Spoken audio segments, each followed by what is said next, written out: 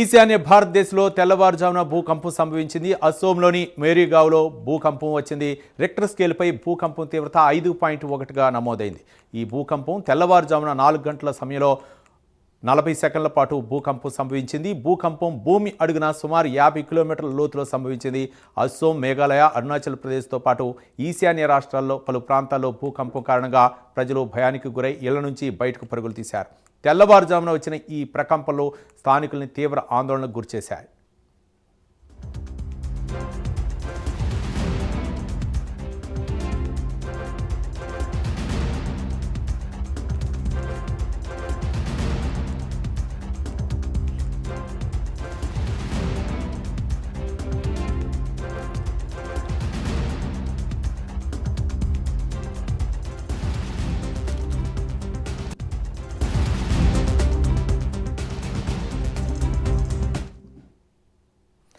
ఈశాన్య భారతదేశంలో తెల్లవారుజామున భూకంపం సంభవించింది. అస్సోంలోని మేరీగావ్లో భూకంపం వచ్చింది. రిక్టర్ స్కేల్పై భూకంపం తీవ్రత 5.1గా నమోదైంది.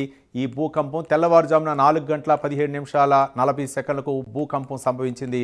ఇక భూకంపం భూమి అడుగున సుమారు 50 కిలోమీటర్ల లోతున సంభవించింది. అస్సోం, మేఘాలయ, అరుణాచల్ ప్రదేశ్తో పాటు ఈశాన్య రాష్ట్రాలలో పలు ప్రాంతాల్లో భూకంపం కారణంగా ప్రజలు భయానికి గురై ఇళ్ల నుంచి బయటకు పరుగులు తీశారు.